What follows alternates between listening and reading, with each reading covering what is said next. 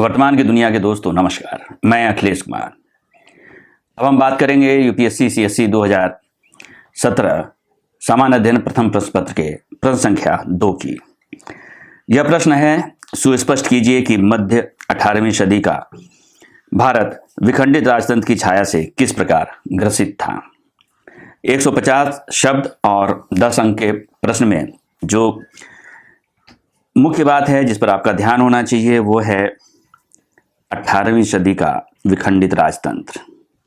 निश्चित रूप से 1707 में औरंगजेब की मृत्यु के बाद का जो दौर, और वैसा ही नहीं बल्कि औरंगजेब के रहते हुए भी जिस तरह से लगातार मुगल सत्ता कमज़ोर होने लगी थी, उसके अंतिम वर्षों में औरंगजेब जिस तरह से दक्षिण में अपने आप को लगातार युद्धरत रख रहा था और उसके साम्राज्य में अराजकता बढ़ती जा रही थी। सिख, जाट, बुंदेला और मराठे सरदार जो हैं वह उसके खिलाफ विद्रोह कर रहे थे, और वास्तव में यह विद्रोह अपने आप में कहीं ना कहीं कृषि विद्रोह के स्वरूप में ही थे, जो वहाँ के स्थानीय शासक वर्ग के साथ मिलकर एक सत्ता के विद्रोह के रूप में उभर के आ रहे थे। ऐसे में जब औरंगजेब की मृत्यु होती है उसके बाद पूरी तरह से जो अराजकता पैदा होती है, और अगले 52 साल के दौरान दिल्ली की सत्ता पर, मुगल सत्ता पर 8 शासकों का जिस तरह से लगातार शासन होता जाता है और षड्यंत्र होता जाता है, न सिर्फ दरबार में बल्कि दरबार के बाहर, और कई नए तरह की सत्ताएं विकसित होनी शुरू होती हैं। इसी परिप्रेक्ष्य में इस प्रश्न को लिखना है कि 18वीं सदी का जो भारत था वो विखंडित राजतंत्र की छाया से किस प्रकार ग्रसित था, और इसका फायदा आप जानते ही हैं कि अंग्रेजों ने उठाया। इसकी शुरुआत हम इस तरह से कर सकते हैं कि 1707 में औरंगजेब की मृत्यु के बाद अगले 52 वर्षों में 8 सम्राट मुगल शासक बने। साम्राज्य को अनेक व्याधियों ने घेर लिया और मुगल सत्ता जर्जर हो गई। मुगल दरबार षड्यंत्रों का अड्डा बन चुका था। मुगल शासक मुगल सरदारों के समूहों के द्वारा अपनी पसंद के प्यादों के रूप में बैठाए और गिराए जाने लगे थे। स्वार्थी मुगल सरदार स्वतंत्र सत्ता स्थापित करने में संलग्न हो गए। निजामुल मुल्क ने मराठों के सहयोग से दक्षिण में अपनी सत्ता स्थापित की।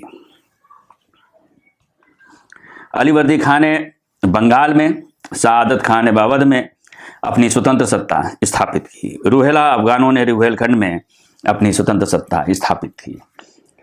तो ऐसा नहीं था कि सिर्फ मुगल साम्राज्य का विखंडन हो रहा था और अलग अलग सरदार जो थे वो अलग अलग इलाकों में अपनी सत्ताएं स्थापित कर रहे थे, बल्कि उस दौर में जो ये देखने में आ रहा था कि हो सकता है कि मुगलों के बाद मराठे मुगलों की जगह ले सकते हैं, क्योंकि उस समय की जो स्थिति थी उसमें उनके अंदर ही वह स्थिति थी, उनके अंदर ही वह कलेवर था कि वह मुगलों की जगह ले सकते थे, लेकिन वह भी नहीं विकसित हो पाया। 18वीं सदी में मराठे भारत की केंद्रीय सत्ता के रूप में उभर सकते थे, लेकिन उनमें एकता की कमी थी, दृष्टि की कमी थी और कार्यक्रम का अभाव था। उनकी आर्थिक सामाजिक स्थिति मुगलों के समान ही खराब थी। वह स्वार्थी थे और महत्वाकांक्षी थे। बावजूद इसके वह अनुशासित नहीं थे, यानी वह स्वार्थी तो थे, महत्वाकांक्षी भी थे, लेकिन वह अनुशासित नहीं थे। और इस अनुशासन के नहीं होने से उनके भारत को लेकर या अपने साम्राज्य को लेकर उनके पास व्यापक दृष्टि नहीं थी, क्योंकि उनमें एकता की भी कमी थी, दृष्टि की भी कमी थी, और कोई कार्यक्रम नहीं था उनका कि अब वह मराठा साम्राज्य का विस्तार कैसे करे और कहाँ तक लेके जाए। मराठा शक्ति कमजोर होने से मराठा सरदार भी अपने स्वतंत्र राज्यों की स्थापना में लग गए। यह विखंडित राजतंत्र का दौर था जिसे अंग्रेजों ने अपनी विजयों और चालों से संगठित किया और औपनिवेशिक साम्राज्य की स्थापना की। इस प्रश्न में आपको सिर्फ इतना ही लिखना है और उसी स्थिति को स्पष्ट कर देना है 150 शब्दों में। अगर वर्तमान की यह पहल आपको पसंद आई हो तो हमारे वीडियो को लाइक करें और चैनल को सब्सक्राइब करें। शुक्रिया।